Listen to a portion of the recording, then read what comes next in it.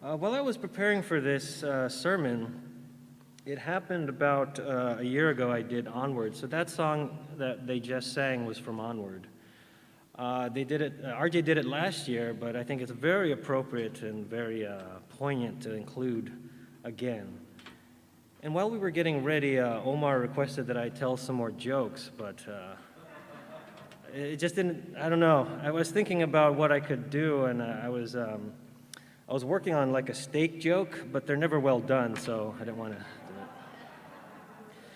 it. Anyway, bow your heads with me for prayer, please.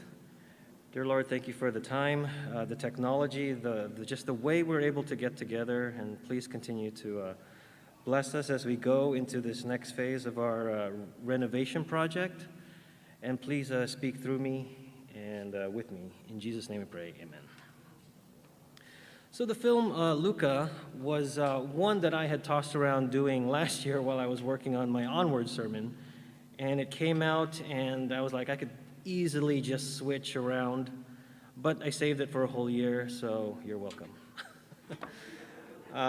Anyway, the film takes place on the Italian Riviera, centering around a sea creature boy named Luca, who is, to us, would appear as a sea creature, sea monster, but he has the ability to take on human form while on land. Luca explores the town of Portorosso with his new best friend, Alberto. Together, they experience a life-changing summer adventure. So that's it in a nutshell. The other things that might go into detail of the minutia of this thing is that they want to win a Vespa by doing some weird triathlon race that involves eating pasta, which I don't know if that's ever been officially certified as part of a triathlon. But anyway, many people have identified with this film, in good ways and in bad. I think that it's very powerful that a piece of art is able to make anyone feel anything and strike somebody from all walks of life. One main message of the movie is that love is the most important thing. When people say that this movie has an agenda, it says more about that person commenting on that than it does, and it says on who they really are, than it does about the film. I don't want to take away from the message of love by entertaining those other ideas, but in Matthew 7:16, it talks about love, that you will know them by their fruits. Do men gather grapes from thorn bushes or figs from thistles? Therefore, by your fruits you will know them. Again, commenting on what you got out of the movie Luca. It's not so much as love, but what do you do with love, or how do you love? So breaking down these characters, Ercole is the sort of villain of this movie. He loves himself, which is why he wants to win, and he puts winning above everything else and puts everybody down to get to the place of winning. Alberto is alone. He has lost his parents, and he's looking for love and acceptance by finding it in other people that are not his family. Luca's parents, they love Luca, which is why they leave the safety of their underwater home and search for Luca on land, which is something that they have never done. It takes a lot because it's their love for their son that they go out into the unknown. Julia is a character that they meet in the movie. She spends half her time in Portorosso and with her mom.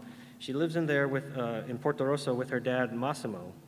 And Julia loves justice, which is why she wants to beat Ercole in the race no matter what it takes. And even upon seeing Alberto and Luca come onto the land, Ercole bullies them, and right away, Julia is there to stand up for them and to defend them. And then we get to Luca, who is the main character of this story, or movie. Luca grows to love his neighbors, the land dwellers, because his home is underwater. And then he learns to love learning and wants to go to school to learn more. Speaking of school, in Matthew 22:36 through 40, it says, "Teacher, what is the greatest commandment in the law?" Jesus replied, "Love the Lord your God with all your heart, and the second is like it. Love your neighbor as yourself. All the law and the prophets hang on these two commandments." This is definitely something Kelsey mentioned last week, and it bears repeating because I feel like we don't practice this enough. So love your neighbor as yourself. The neighbor being referred to isn't the person who lives next to you physically in wherever it is you live, whether it's apartments or houses. It's the person you don't see eye to eye to. We're commanded to even love them. They are our neighbors. The ideal adjacent is also our neighbor. The people that live underwater in this movie are our neighbors. I'm going to tell you a quick story. Hopefully it's going to be quick. About when I was younger, growing up, I was the oldest. I mean, I still am the oldest. I don't know why that's weird to say in past tense, but I had two younger brothers, and there was an unspoken rule in our house, but a well-practiced unspoken rule. Even though there's an age gap, we were all to be treated equally, within reason, of course. But this especially rang true for things of extravagance, like candy and toys. If someone wanted something, my brothers would have to get some, or if I wanted something, my brothers would have to get something of equal, maybe lesser value, but I think my parents tried to go for equal value. So I got to go to school first, being the eldest, and in elementary school I was given candy for doing something good as a reward. This explains a lot about my sweet tooth and a lot about America's health problems. But anyway, I remember learning that they made full-size Kit Kat bars. Up until that time, we had only received fun-size versions of this candy. Like it was Halloween year-round, except we were the ones being tricked. We were getting robbed of 2 extra bars on those Kit Kats. I had done something worth being rewarded for, and my teacher gave me a full-size Kit Kat bar as a reward. And I remember saying, "They make full-size Kit Kat bars?" So then I said to myself, there's a lot here to share with my brothers. I'll eat a small piece and still have enough to share when I get home. 4 bars to share, 2 brothers, the math is pretty simple. I ate that small piece, and it was amazing. I don't know what it is about free things, but they taste better, they feel better. So then I said, I'll eat a little more. What was once a full-sized 4-bar Kit Kat was reduced to nearly an empty wrapper by the time school let out. So my childlike mind rationalized, what's the point in sharing now? I'll come home and I'll have to explain that I had 4 bars and there's only a small piece left. The better thing and the safer thing, the merciful thing, is to polish this off, hide the wrapper, and act like nothing ever happened, which I successfully did. Later that day in the afternoon, the Kit Kat came back to me, but not in the way you're thinking.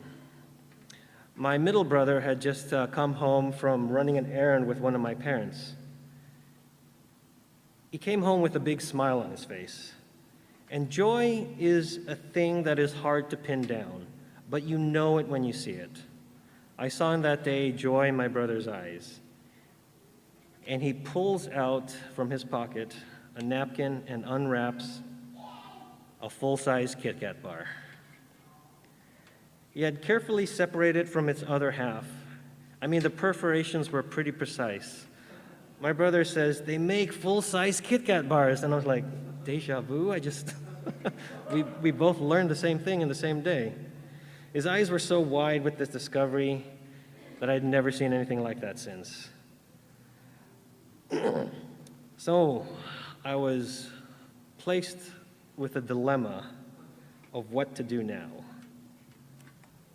Do I tell him that I had already had 4 bars of Kit Kat.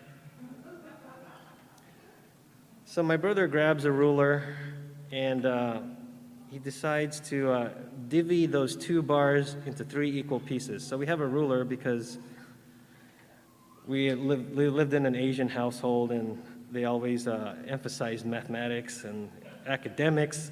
So we had a steel ruler. I don't know how many young kids have steel rulers, but they're kind of they're pretty hefty. So he grabs this ruler. He hasn't even gone to a kindergarten, but he can divide in 3. He knows his fractions already.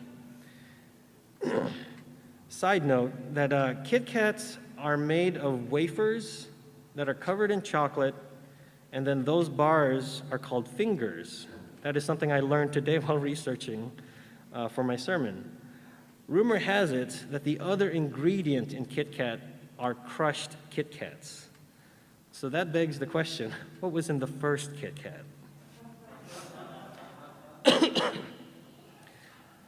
Okay, so we have 3 equal portions of 2 Kit Kat fingers, bars. What was I supposed to do? Being a kid, I ate that portion.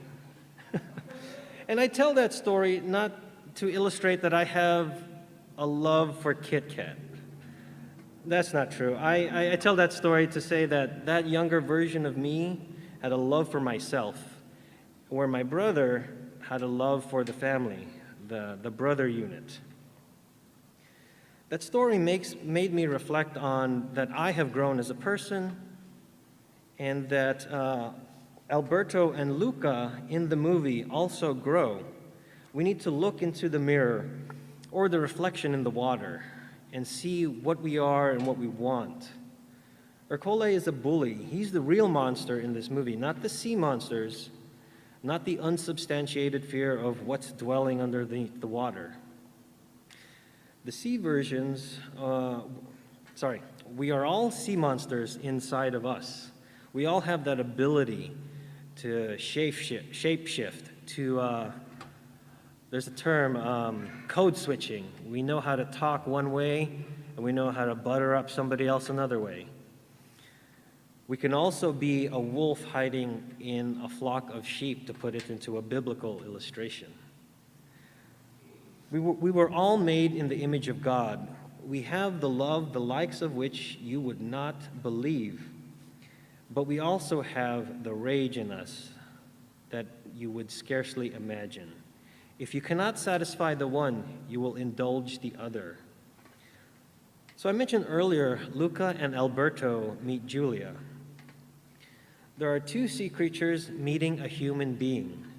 But Julia sees them as people, not only because of their metamorphosis on the outside, but getting to know both Luca and Alberto, she is able to see them as people, as human beings, as individuals.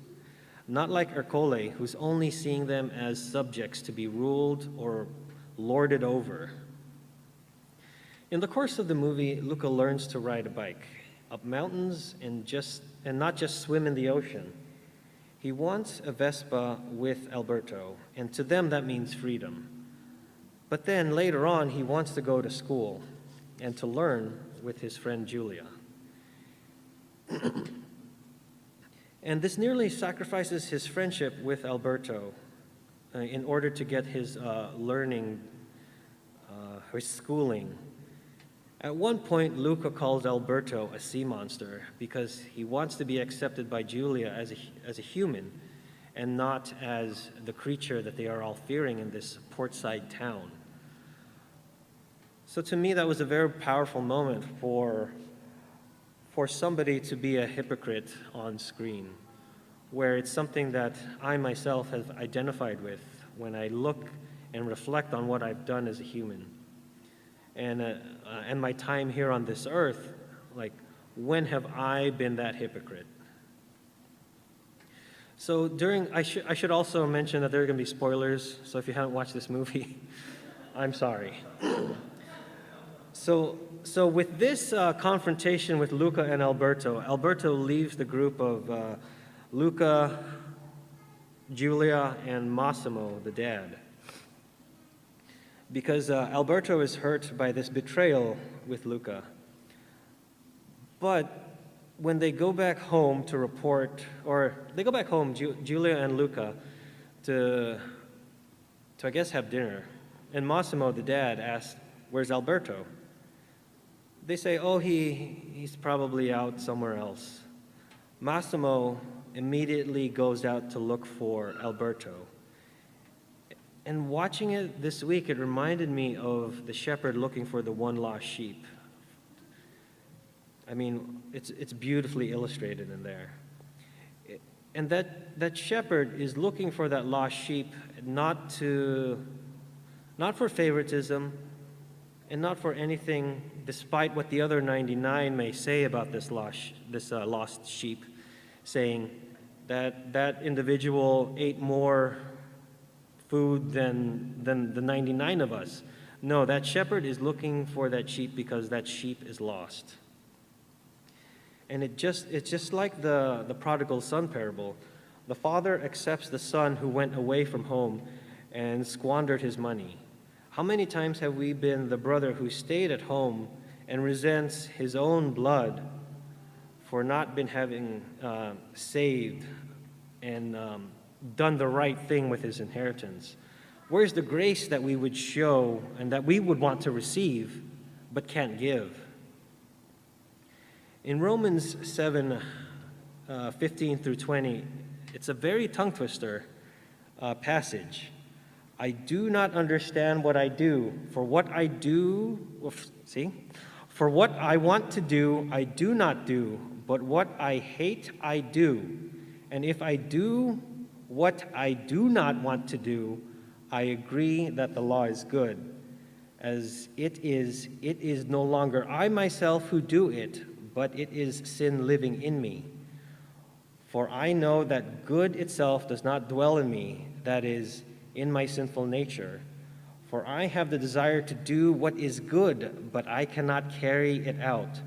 For I do not do the good I want to do, but the evil I do not want to do, this I keep doing. Now if I do what I do not want to do, it is no longer I who do it, but is the sin living in me that does it." So what are we currently now holding on to that we need to let go of, that prevents us from loving our brothers and our sisters as we would love ourselves? In the movie, we need to let go of that the surface world isn't scary, that the sea creatures aren't monsters. Just because someone doesn't look like me doesn't mean that they're the enemy. And going further on to Luca and Alberto, stars aren't fish in the sky. Luca learns what they really are from Julia. Once our curiosity is lit, we want to know more. So then why is it that people that are apparently on fire for God and Jesus, they tend to cherry pick the verses in the Bible that apply to them, that apply to this world? I think that's important that we are emphasizing loving our neighbor during this apocalypse series this year. The greatest commandment is to love your God, and the second is like it, to love your neighbor as yourself. So why do we look at the faults in others? Because it makes us feel better. It makes us feel better about our own faults, about our own imperfections. Why does Arcole bully those younger than he is? Matthew 7 reads, "For in the same way you judge others, you will be judged, and with the measure you use, you will be measured." So why do we look at the speck of sawdust in your brother's eye and pay no attention to the plank in your own eye? How can you say to your brother, "Let me take that speck out of your eye," when all the time there is a plank in your own eye? You hypocrite. That's in the Bible, you hypocrite, by the way. So it's almost like I'm thinking of one of those talk shows like, you get a plank, you get a plank, you get a plank. Like we all get planks. So what difference does it make that you see somebody else's plank? You see somebody else's imperfection, their faults. It doesn't matter. We all have those within us. Romans 3:23 reads, "For all have sinned and fall short of the glory of God." So that makes someone think that they're more in God's, what makes someone think that they're more in God's graces than another person? We all got planks in our eyes. We all have sinned, fall short of the glory of God, so it doesn't matter. As you start thinking you're better than someone else, that's when it matters. That's when the trouble starts. If we're all part of God's family, why would you behave one way toward your brother or your sister, but then secretly think that they're good for nothing, that they're less deserving of being loved by your parents? My parents love me, and I'm sure your parents love you. But my parents didn't see specifically how well or how bad we did in school. I mean, they got the report cards, which sort of reflected that, but it didn't show like the day-to-day, how we got along in the recess time, how we got along at lunch and group projects, things like that. But they would just see the marks that you would get on your report card. And then sometimes you would get low marks. Does that make them love you any less? No, not at all. If we have love, we know God. Not just being loved, but having love to give. 1 John 4:7 reads, "Beloved, let us love one another, for love is of God, and everyone that loves is born of God and knows God." John 15:13 reads, "Greater love hath no one than this, to lay down one's life for one's friends." So why is this important? Well, Ercole wants fame and adoration through fear from people in Porto Rosso, while Luca and Alberto start out wanting a Vespa. Luca shifts from wanting an education. And then by the end of the movie, Alberto no longer finds happiness in things. He sells the Vespa that him and Luca and Julia have won so that Luca can go to school. And this is sacrificing of his desires and his selfish needs that he is allowing somebody else to have their desire. Matthew 6:19 reads, "Do not store up for yourselves treasures on earth where moth and vermin destroy, and where thieves break in and steal, but store up for yourselves treasures in heaven, where moths and vermin do not destroy, and where thieves do not break in and steal. For where your treasure is, there your heart will be also." Is your treasure in a Vespa, one made of metal that will rust and wither away? Is your treasure in a trophy, one made of metal that will rust and wither away? That's all the metal things I could think of. Is your treasure in dominion over someone else, a facade that you build where it looks like an impenetrable fortress, but in a flash can be torn down and exposes you for how vulnerable you are to criticism? The good thing is that salvation is for everyone. There's nothing we can do to earn it. We only have to accept it. Jesus died for all of us, not only for those who worship on Saturday, not only for those who worship on Sunday, not only for the Christians in America, not only for the Democrats, not only for the Republicans, not only for the Central Americans, the Europeans, the South. You could get where I'm going with this. Salvation is for everyone. Luke 23:40 through 43 best illustrates this at the crucifixion. "But the other criminal said, 'We deserve to die for our crimes.' Then he said, 'Jesus, remember me when you come into your kingdom.' And Jesus replied, 'I assure you, today you will be with me in paradise.'"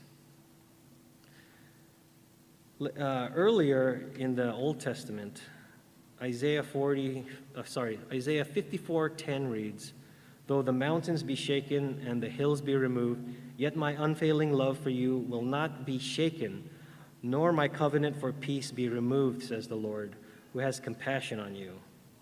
So tying that in with the crucifixion verse, it doesn't matter. As long as you accept Christ, salvation is yours. It doesn't matter how big the planks in your eye are or how big the planks in your brother's or your sister's eyes are. Salvation is yours and theirs if you accept it. I wasn't expecting to find this sort of message of acceptance in a movie or an animated movie that aligns so closely with our welcome statement and inclusivity here at Hollywood. Luca helped remind me of it and kind of helped cement me in it. If God is our Father and Adam and Eve were the first humans on earth, then we are all related, for good or bad. We are all brothers and sisters. And being brothers and sisters, if one part suffers, every part suffers with it. If one is honored, every part rejoices with it. That's found in 1 Corinthians. That's why we help our neighbor, because when one part of the body hurts, we all hurt. Another quick story is that growing up, we didn't bring shoes into the house because it was an Asian household, so we left those at the door. I stubbed my toe because we had some visitors over and I was helping entertain. I wanted to get something from the garage, and my brother was wanting, my youngest brother was wanting to help as well. So I can't remember the dynamics of the door, but the door swung one way, and I was walking back into the house. He opened the door, and because I was barefoot, the bottom of the door hit, I can't remember which toe, but it was super painful. So I remember being angry, because when you feel pain like that, of that nature, you do get angry. And I kind of lashed out at my younger brother. And I think my mom came to help me out. I think it may have been bleeding, because I remember there was some sort of bandage put on my toe. And then while I was, I guess, calming down from my moment of rage, I see my brother in the corner, and my mom's like, "Your brother wants to say something to you." He comes over, and before he could say anything, he started crying. And it's making me cry, because it showed that my brother cared for me, even though the harm was done to me. So when one of us hurts, we all hurt. Seventh-day Adventists were born in a way that is sort of tied with the abolitionist movement. The Liberator was a weekly abolitionist paper that appealed to the religious rather than the political. That same publishing firm that launches the abolitionist movement would later publish The Signs of the Times by William Miller. So the early Adventists were abolitionists and anti-slavery, joining the anti-slavery movement way earlier on than we like to think in the Civil War. And then later on, Martin Luther King Jr. spoke at Oakwood University, that's an Adventist university, in 1962, located in Huntsville, Alabama. And just to give you a time frame of the civil rights movement, the Albany movement was from 1961 to 1962, and the civil rights movement was from 1954 to 1968. So an Adventist university allowed for an African American to speak in Huntsville, Alabama. I think that's worth remembering who we are, that when one part of the body suffers, we all suffer. And further on reflecting on this movie and the state of things that we are in today, Facebook has become sort of a brooding ground of just venom and hatred. There are supposed Christians that are on Facebook, and they like to twist around Bible verses and words to fit their own weird agenda. One Facebook post that I found was that it was quoting John 10, 1 through 21, but it's very short. I'm going to paraphrase what they did. It says, "I tell you the truth, anyone who sneaks over the wall of a sheepfold rather than going through the gate must surely be a thief and a robber." And then this was saying, this post was commented with, "Jesus' opinion on immigration." So don't misuse the Bible to justify your own hatred. When one part of the body suffers, we all suffer. I'm going to play a clip here. It's about loving your neighbors. This is taken from the podcast This American Life. It's one of the podcasts we use a lot, or I'm speaking for myself, I use a lot in our Faith Builders class. And this is taken from the episode My Lying Eyes. He was able to tap into a network of other churches in the U.S. that wanted to help, and they made contact with officials in Tijuana. The city donated the use of the sports complex and provided some beds. Everything else comes from churches and private donations. The Mexican government said it's the best what they've seen ever, like how we're working with refugees, because as you can see, it's clean.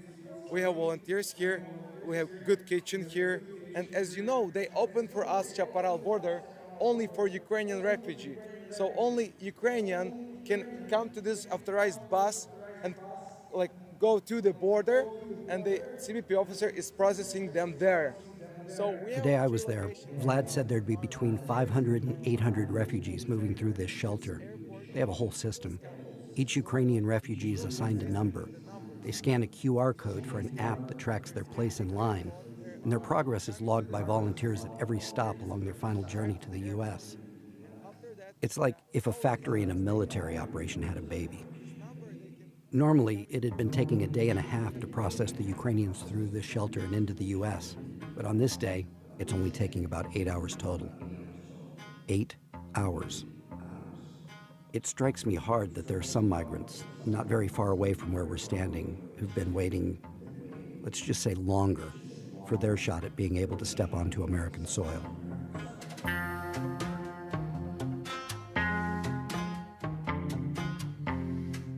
The next day, I went to a different migrant shelter not far away, Agape Misión Mundial. It's also a church-based shelter in Tijuana. It has about the same number of people as the Ukrainian one, but these are migrants mainly from Central America and Mexico, a few from Haiti. I wanted to visit Agape to see what they knew about what was happening at the sports complex with the Ukrainians, if they had any thoughts or feelings about it.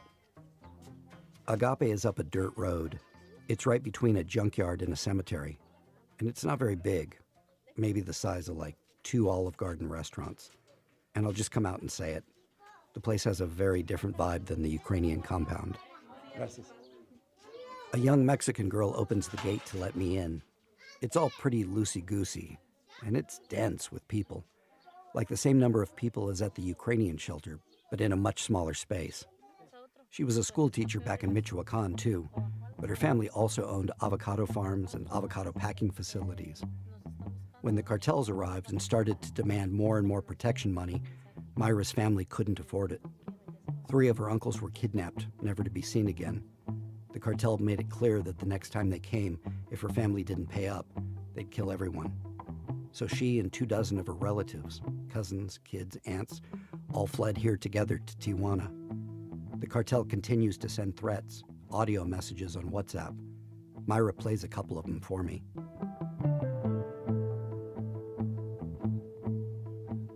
It's 11 minutes to the other shelter. We drive along the border wall to get there. Esta es la entrada. Here's the entrance, I say. ¿Cómo te parece? What do you think? Muy bien. De hecho, está muy bien. Really nice, actually, she says. Really nice. ¿En serio? Seriously. No lo puedo creer. I don't believe it. ¿Y no me puedo integrar acá? Can they send me here? ¿Cómo es tu ucraniano? How's your Ukrainian, I say. Pues no estoy tan prieta. Well, she says, I'm not that dark-skinned. Like maybe she could blend in. It's a joke. De hecho, como... Y la unidad And the sports complex, she says, do they use it just for them, or is it like... Como que And then she just says, no lo puedo creer. I can't believe it. Our assigned press escort appears. She's a Ukrainian-American volunteer from a church in California. She seems smart and capable. It's the same deal as yesterday, 15 minutes for the tour. Yeah, so they have a kids center. There's like for little kids inside, they have like a little toys and like Legos and stuff like that. There's like a coloring station for the older kids, and then there's The woman like points out this little area for the Ukrainians' dogs with some kennels. I translate what she's saying to Myra, who's pretty wide-eyed now. Uy, también. Oh, that too, she says. Bárbaro. Cool. As if to say, how nice for them. Ok, y el material. Myra que asks, les where'd all the ayuda supplies también come con el from? material. Donations, the Donated. guide says. Igual todos estos son donaciones. And everything over here, those are all donations, she asks? So this is all donations. If anybody needs any clothes, there's shoes, I think. There's toys. Behind there's strollers for kids, car seats, if anything is needed. All of these things might come in really handy for people who were staying in a place for a long time, but of course, that's not the case with the people coming through this shelter. I ask how much time it's taking today for the Ukrainian refugees to be processed into the U.S. It's been pretty quick. Like if they come in the morning, they're usually gone by nighttime, but there's been times where it takes at least 24 hours. So right now, people are not even really having to sleep in here because they're moving so quick. Because you don't know. Your number can get called at any time. So you can go to sleep. We've had people that their number got called and they look at the board and they're like, oh, my number, I missed it. Then they have to catch the next bus. It's okay if they miss it, but somebody else gets filled into their spot. I translate this to Myra. No, pues, ¿qué Oh, puedo decir? well, she says. Creo que What can I say? I guess hablamos. we'll talk, she says.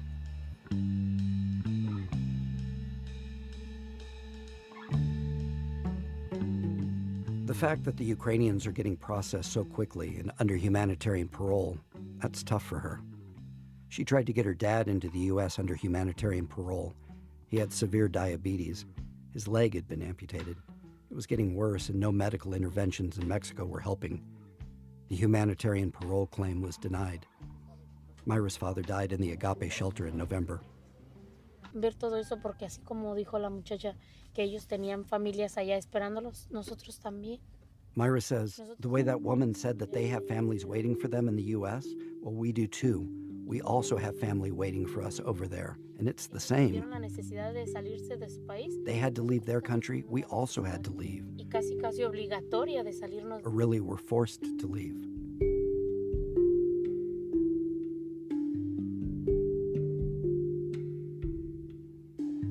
Es triste, realmente sí es triste. It's sad, she says. Honestly, it's sad, Y como le digo, me da and it makes me muchísimo really coraje. angry to see it. Si ellos tienen muchísimos beneficios. Yo I'm estoy seeing viendo the comparison. La comparación de aquí, cómo están They have ellos. chairs, Tienen beds, sillas, camas. when there are Cuando people in our gente shelter who've en been el living there albergue for donde months, estamos, sleeping on the tenemos ground. meses viviendo ahí, duermen en el suelo. De hecho, yo duermo en una I sleep in a listerita, little bunk. pero de hecho ni colchón tengo. I don't even have a mattress, la it's pura just the bare madera. wood. Hay personas que tienen ya los 10 meses. There are people y who've been there están 10 months esperando. just waiting for a Una reply from the respuesta del government, gobierno. and they don't have the Y no resources. tienen. So if our brothers and sisters are hurting, why does one group of them get to go within 24 hours, and one of them has been waiting for 10 months? To me, that is saying that we are not following the second commandment as illustrated by Jesus here, that we are not treating our brothers and our sisters, our neighbors, like we would ourselves. That's found in a podcast called This American Life, and I found that illustration of this commandment, or that actual non-illustration of this commandment, very poignant in a secular medium this week. The central theme of Luca is acceptance. This is love adjacent, and it's been explored in other films and media. But in Luca, this one carries an extra layer. When it comes to the inevitable reveal of Luca and Alberto and their identities of who they truly are, their acceptance is based off of their personal character traits, not on their outward appearance. This is a wonderfully portrayed moment at the end by Massimo, Giulia's father. He starts off in the beginning of the movie by being an avid hunter of anything that swims, he says. Then he gets to know Luca and Alberto, and seeing the good friends that they are to his daughter, he puts aside his own prejudices and defends them against Ercole and the other townspeople at the end, and they eventually win the Porto Rosso Cup. For me, again, this is saying that these people who are suffering from Central America and Latin America are just the same as those suffering from the Ukraine. Why are we treating these brothers and sisters of ours any different? For me, this comes across also as a very strong parallel in the words in 1 Samuel 16, which clearly discusses the lens of how all should be treated, regardless of their appearance. Do not look at his appearance or his physical stature, because I have refused him. For the Lord does not see as man sees, for man looks at the outward appearance, but the Lord looks at the heart. The heart. The way that Massimo is able to see at the heart of Luca and Alberto. The film also embraces the positive themes of individuality, true friendship, and the importance of loving, strong parents. In the men's group, we've been studying the Sabbath Commandment, and it's got the most, stipulations. It says to keep the Sabbath, and then it goes further in Exodus to say, you shouldn't work, your son, your daughter, your manservant, your maidservant, your cattle, your stranger within the gates should not work. The last part really struck me, the stranger within your gates. Just like we should observe the Sabbath and everybody around us should observe the Sabbath, salvation is for all of us, no matter the color of our skin, who we love, what political party we belong to, what car we drive, or what clothes we wear. That's why we should love our neighbor as ourselves. What happens if we do love our neighbor as ourselves? In Matthew 25, it says that the king will reply, truly I tell you, whatever you did for the least of these brothers and sisters of mine, you did to me. Then he will say to those on his left, depart from me, you who are cursed, into the eternal fire prepared for the devil and his angels. For I was hungry, and you gave me nothing to eat. I was thirsty, and you gave me nothing to drink. I was a stranger, and you did not invite me in. I needed clothes, and you did not clothe me. I was sick and in prison, and you did not look after me. They will also answer, Lord, when did we see you hungry or thirsty, or a stranger of needing clothes, or sick in prison, and did not help you? He will reply, truly I tell you, whatever you did not do for one of the least of these, you did not do for me. That is one of my nightmares. I do not want to be in that place for rejecting my God, my Jesus. And that is how we avoid that nightmare, is to treat everybody as we would want to be treated, just as God treats us. We're all on this road trip called life. It's hot. The AC doesn't work in the car. And it's a station wagon, by the way, because that's where road trips are taken. We're stuck with our little brother or our little sister in the back seat. Or are we the older sibling tormenting our younger brother or sister? In the end, we're all still family. That doesn't matter, the way we don't get along. The parents in the front seat, they still love us in the back seat, no matter how much we drive them crazy. They love us all the same. And to better illustrate that we are all on this journey, I'd like to play a second clip from the podcast Radio Lab. Callers, are you there? Wame Mothelo, are you there? Yes, I'm here. Great. And where are you? Where are you calling from? From Botswana in Maung. Okay, and what time is it there, and what does it look like around you right now? Right now it's 3:55 a.m. Thank you for staying up. I know, thank you, or getting up. And what does it look like out there? What can you see? Well, it's dark and very, very cold because it's winter. Okay, we're gonna make this really quick then, we promise. Eric Villard, are you there? Yes, I'm here. Where are you, and what time is it, and what does it look like all around you? It's just about 4 p.m. my time, and I'm on Hawaii Kai, which is near Honolulu, Hawaii. Okay. And it's beautiful here. I mean, it is big palm trees and Hawaiian grass and cool breezes, and and these amazing trees. I got to find out what the name are. They have these amazing colors on the bark. Great. So it's a beautiful place. Okay, so Wame in Botswana, it's cold and dark. Eric in Hawaii, it's warm and light. You are standing on opposite sides of the globe right now. What are these called again, Latif? Antipodes. Okay, so picture Wame up top, on top of the earth, and Eric on the bottom. Have you each, as instructed, brought a piece of bread? Yes, I have a piece of Hawaiian bread. Wame, what kind of bread do you have? I have a piece of brown bread. Brown bread. It's Perfect. Okay, so now, on the count of 3, we would like to ask you to put the bread on the ground, okay? 3, right. 2, 1, go. Done. Just did. On the ground. Listeners, we have made an earth sandwich. Everyone listening, we are right now inside the very same sandwich. Incredible. Incredible. Me feel so warm. Shout out to artist Zay Frank. Back in 2006, Zay made the world's first earth sandwich. A baguette was placed on the ground in Spain, and a baguette was placed on the ground in New Zealand. And we've been wanting to make one ever since, and we just did.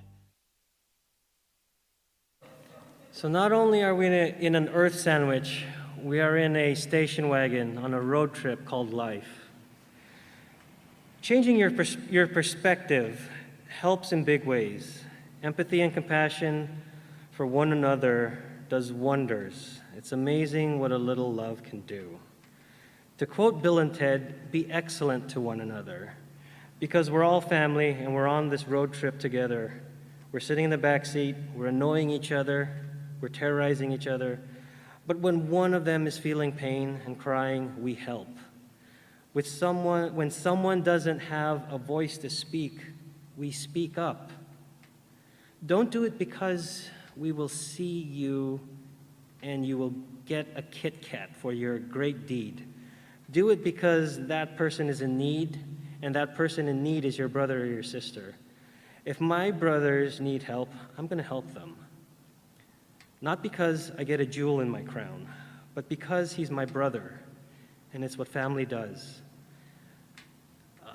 So we've looked at a lot of things in secular culture. We've looked at Luca as a film.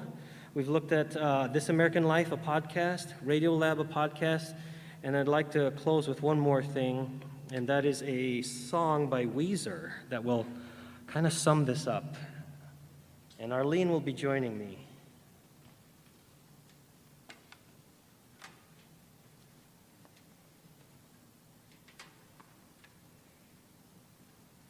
So as Eugene sets up, he picks the highest song in my range and the lowest song in my range because he knows I haven't sang in like 6 years.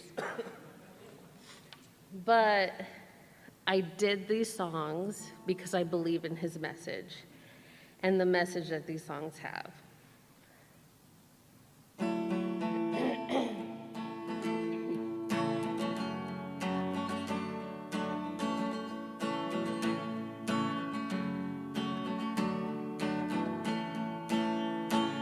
A little bit of love goes a pretty long way.